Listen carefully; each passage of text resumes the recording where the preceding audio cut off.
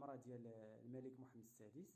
هاد المقاولات بتمويل مجاني، يعني الدوله اللي غتكلف لك بكل شيء، انت ما عليك غير تختار المشروع اللي طاح في بالك وعندك حلم باش تحققه. من بعد ما استقريتي وقفتي وحددتي المشروع اللي بغيتي دير، غادي تمشي للعماله ديال مدينتك وغتقول لهم انا بغيت ندير مقاوله. غيوجهوك لواحد المكتب بالعماله سميتو مكتب التعاون، عقلوا عليه مزيان، مكتب التعاون. غيستقبلوك وغيناقشوا معاك فكره المشروع وغادي يعطيوك اوراق تعمرها وتجيبهم. هادو بطبيعه الحال غادي تحاول تعمرهم بواحد العنايه وبتركيز شديد. من بعد اسبوع غادي يتصل بك واحد اللجنه وغادي تناقش معاك المشروع، لكن ما تقولش هاد اللجنه راه تعجيزيه وغادي تصدرني في حالي، ولا راه غادي يرفضوا لي المشروع ديالي. بالعكس، هذه خدمتهم باش يعاونوك، لانها تتكون تابعه للموضوع اللي طرحتي في هذا المشروع ديالك. مثلا خاصك نعطي واحد المثال، مثلا عندك واحد المشروع خاصك ليه 10 ديال المليون باش تبداه. عندك واحد المشروع خاصك ليه 10 ديال المليون باش تبداه، غتعطيك هي 7 ديال المليون. دابا بقات لك 3 المليون منين غادي تجيبها؟ حتى هي يا سيدي كاين الحل.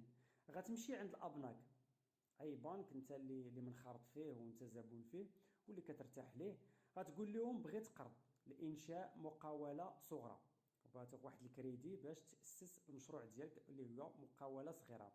غتدخل عند المسؤول وغادي تقنعه بالمشروع كما قنعتي اللجنه ديال العماله باش يعطيك الكريدي ديال 3 المليون اللي خاصك ل10 كما قلنا في المثال ديالنا. وهاد القروض خاصين بالشباب اصحاب الافكار واصحاب افكار انشاء المقاولات. دابا جمعتي 10 المليون فابور، 7 المليون من عند العماله والتنميه البشريه، المبادره الوطنيه للتنميه البشريه، و3 المليون من عند البنكه. ما خسرتي غير شويه ديال الوقت والوراق والطلع والهبوط. المهم واحد الملاحظه غادي نشير ليها، هي فاش غتمشي للعماله راه غادي تلقى واحد الجوج ديال المشاكل. اولا غادي يقولوا لك جيب لنا دراسه الجدوى، وهذه دراسه الجدوى هي واحد الدراسه شامله للمشروع كتقام بالفلوس، خاصك تمشي كتصايبها بالفلوس.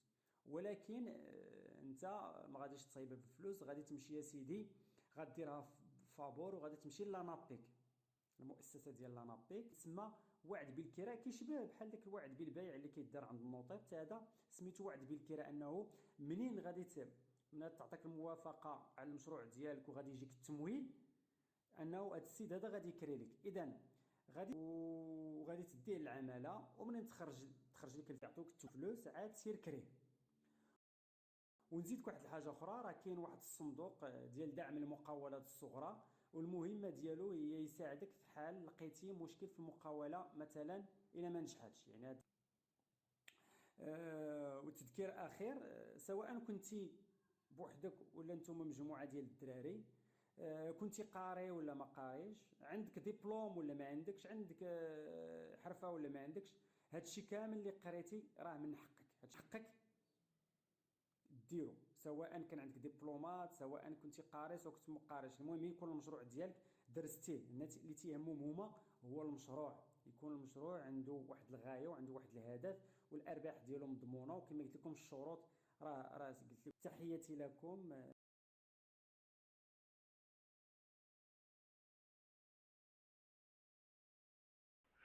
وبزاف ديال الناس او مستعملين